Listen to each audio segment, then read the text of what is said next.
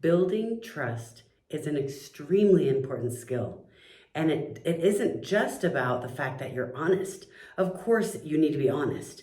And there are things that you can practice. We're going to go over 5 different steps that you can do. But even if you are honest and you're trying to be honest, there are certain things that will come across as dishonest and people won't trust you. Your boss won't trust you. Maybe your employees won't trust you. Your spouse or your kids won't trust you because you might think, oh my goodness, well, I'm an honest person.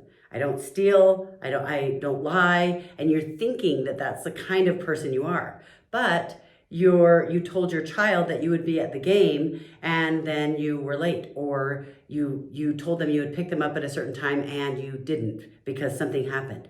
Life happens, but we have to realize that when those things happen, we're starting to create a pattern of distrust because you didn't do what you said you were going to do. Now we can be the kind of person that's all across the spectrum.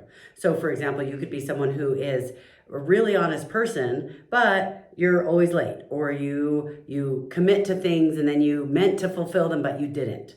And that's, you're not like actively trying to lie. And then there's the one all the way across the other side of the spectrum where you are lying, you are stealing, you don't care about what other people want. You're just trying to get what you want out of it. And we all fall somewhere in that whole spectrum. And so if you're interested in learning more about people who are trying to lie and manipulate and how to recognize those, you'll click on the link below because you'll see that I have some videos about that will help you. And we all deal with these kinds of things in relationships at different levels. How many times have you had an employee who you gave them an assignment and they were supposed to get it done by a certain time? They said they would get it done and then it wasn't really done. And it can be so frustrating, especially when you're counting on that. You're paying someone to do it. It's easy to feel, this is what I used to always feel like, I'm paying you to do this work. This is something that should get done. That you're getting paid to actually do this thing. But you know what? We're dealing with humans. And humans are not perfect. And we try to prioritize. And we second guess ourselves. And we misguess our time. We think we have a certain amount of time for something. And then we don't necessarily have that much time. Okay, so today we're going to go over the specific things you can do, 5 specific things you can do to make sure that you are creating a relationship of trust. Or if you have someone who doesn't trust you, maybe it's very deserved.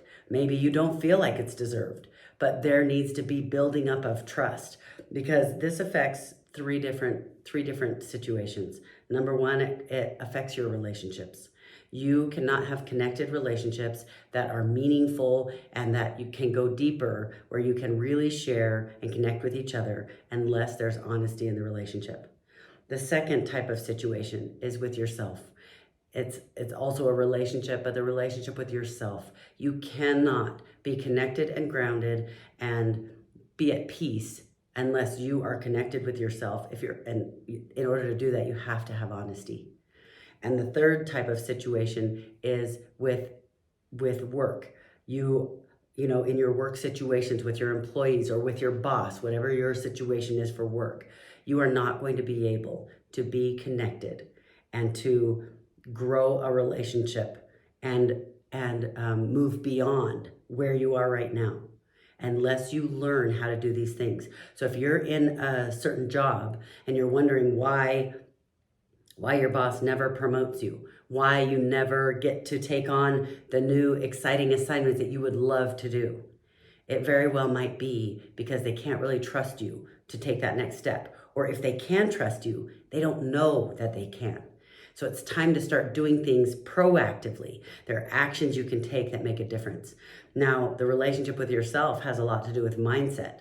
Because if I tell myself I'm going to lose weight, and I've told myself that 100 times, and every time the piece of cake is put in front of me, I think, well, just this one time.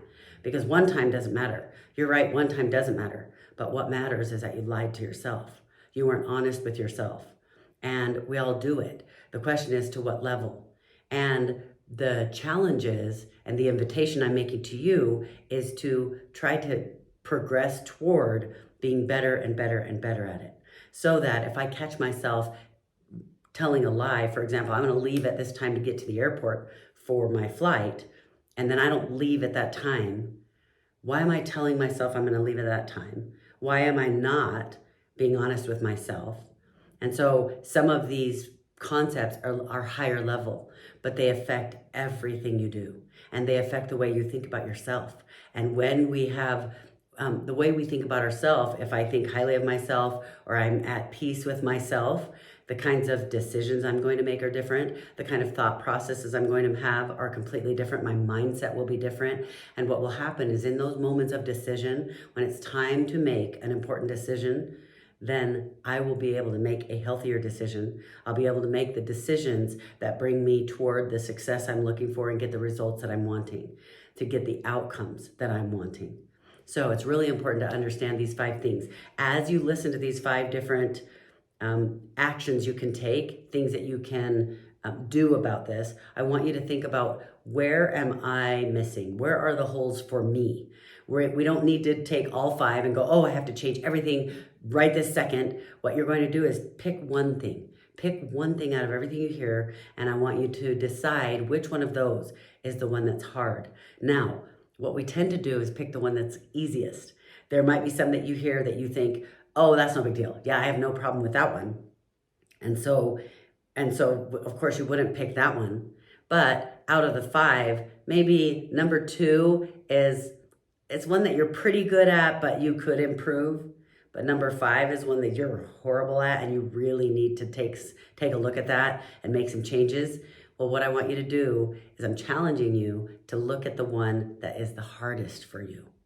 Because if you'll pick the one that's the hardest and you'll work on that one, the one where you need to make the most changes, all of a sudden the other ones will start to fall into place, because you'll start to notice the health and unhealth, the lies and the truths that you're telling yourself.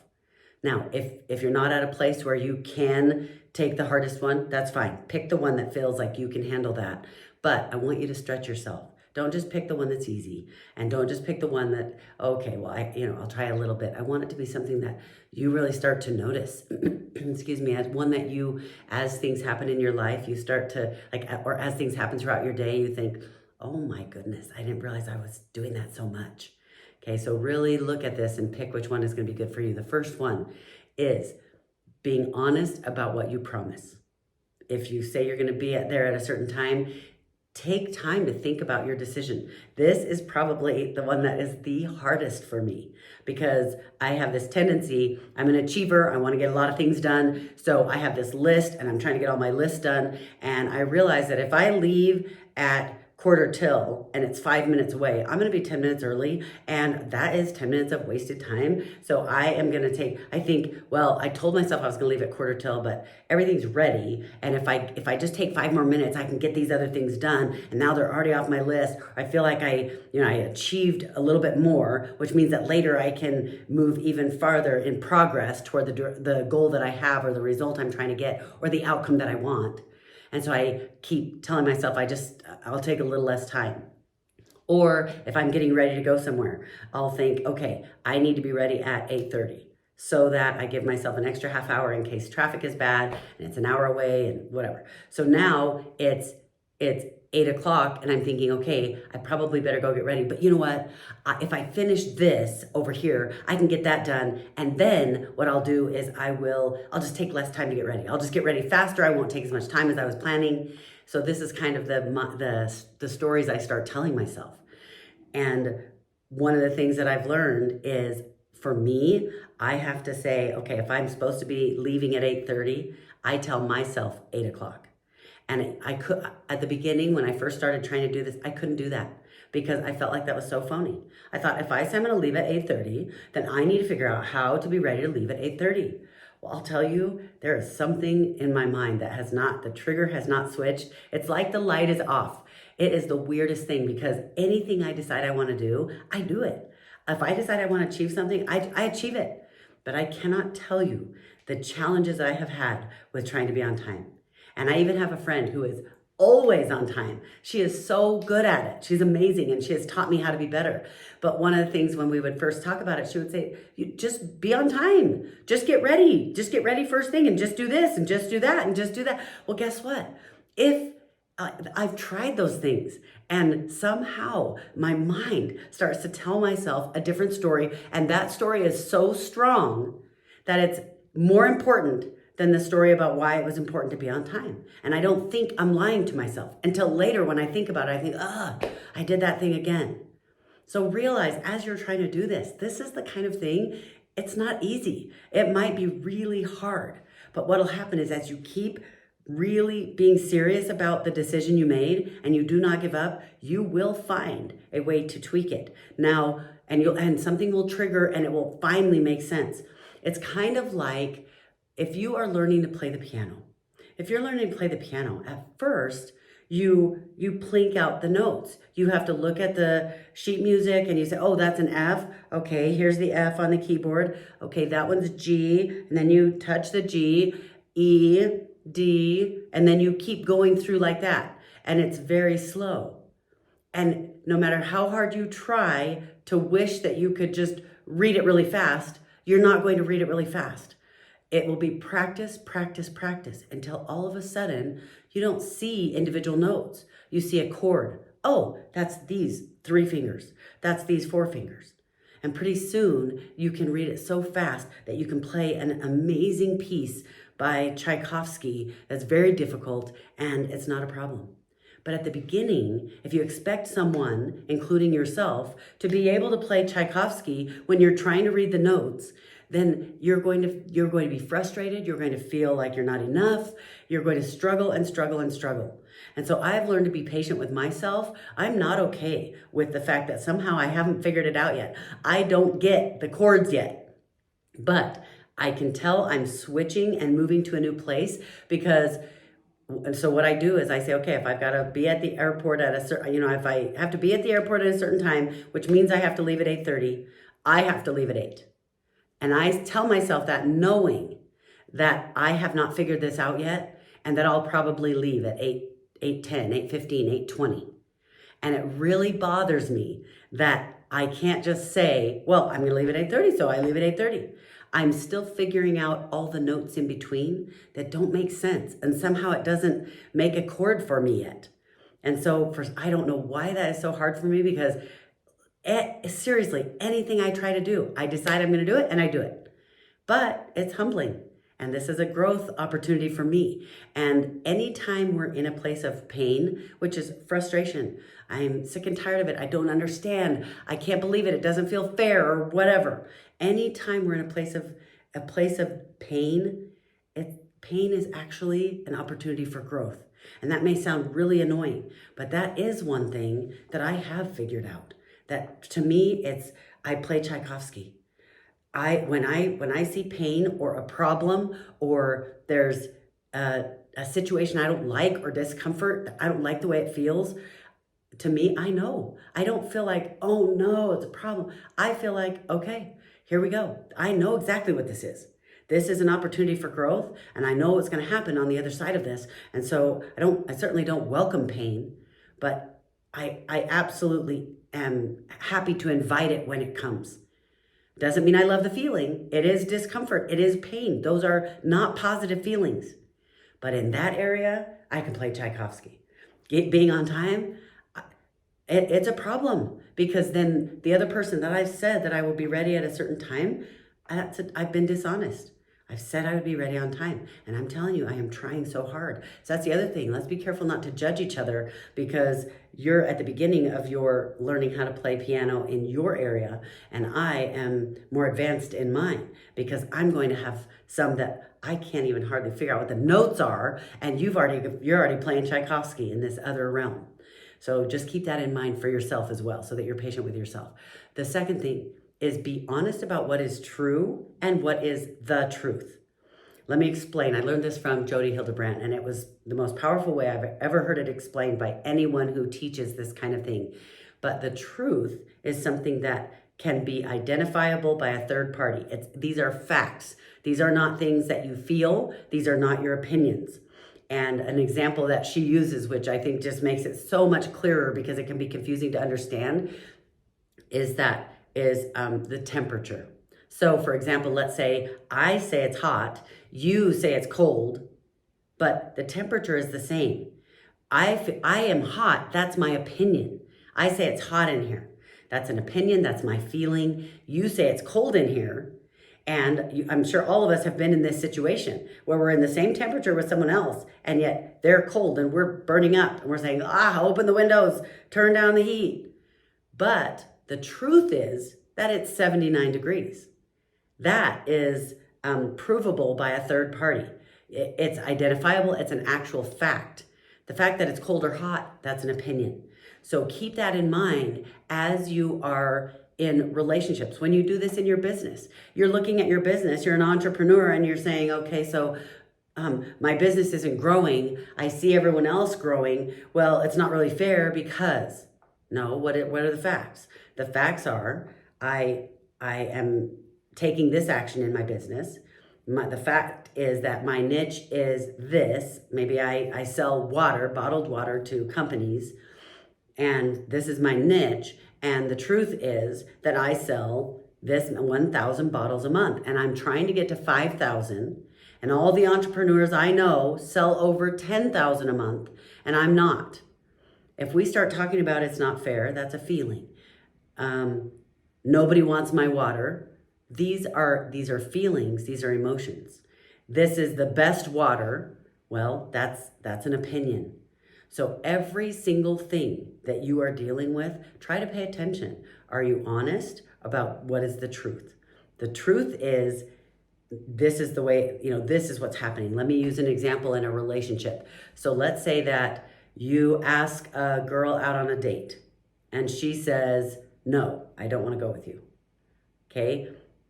What do we end up doing? A lot of times we start telling ourselves stories in our head. We start going, what does she think my hygiene is bad? Does she not like me? She thinks that I'm not good enough. She thinks she's better than everyone, whatever. We start going into these stories those are not truth. That might be what we feel or our opinion or what we're worried about. The truth is you asked her on a date and she said no. That's the truth. That is what you have to go on. And so now you have a choice. You can decide where you're going to go in your head. In your head, you can start going down these paths of stories that you tell yourself, or you can make a choice with your agency to say, okay, she said no. I am going to try something else. The fact is, I am uncomfortable. This feels painful, and this is what it feels like. I don't like this feeling, and I am going to try again, or I'm going to talk to her to find out why, because this keeps happening to me. So I would like an honest answer so I know if there are things I need to work on. Or maybe it may be something so simple as I have a boyfriend already in another state and you didn't know that. So just stay in the truth. That's a second way that you can be honest and be the kind of person that is legitimate about how you're living your life. Because the people who are not honest about this kind of thing, they're not honest about what is truth and what is true, then what happens is they start to create drama in their relationships by telling stories. So for example, if what's true for me is I am cold, that is true. But what is true can change, because at another time I can be hot. I can be rich. I have a lot of money. The fact is I have this amount of money. I feel rich. I am rich. That's true for me. But that amount of money might not be rich for someone else. That might not be true for them. And whether I am rich or not or feel rich can change. I am sick. That is true, but it's not a truth. And truth is eternal principles. So one of the things that happens when people they don't stay in truth and they tell themselves stories and they pretend like what is true is the truth, or they even tell themselves lies. It's not even what's true for them. It's just they start telling themselves, well, it's because I'm not enough. It's because nobody ever likes me. One of the stories I used to tell myself was, everybody likes Teresa because I'm outgoing, I'm happy, I'm fun. Everybody likes Teresa until they really get to know her. And the reason I told myself this story was because as you get deeper into a relationship, now challenges arise and interactions where you have to resolve different issues or disagreements or things where you're not as compatible. That doesn't mean you can't be friends. That doesn't mean that might not still be my closest friend. Hello, look what happens in marriage relationships. Some of our biggest challenges in relationships are in a marriage. That doesn't mean I don't want to be married to that person anymore. What that means is now there's a challenge and we need to find a solution. We need to work through some things, learn how to be more humble, learn how to take responsibility, learn how to be more compassionate. But what was happening is when it started to get hard with people, I would tell myself, see, here we go again. People love Teresa until they get close. Once they really get to know her, now they, want to judge her, want to say these things. But the lie was, it's because that we're coming across things with each other. There are things in my character that I need to work on, that I need to change, that might be frustrating to someone else, might get really frustrating. And now we have the opportunity, we get to work on that. And that pain is an opportunity for growth, because what happens when you do choose to use that opportunity for growth? I've had some of the most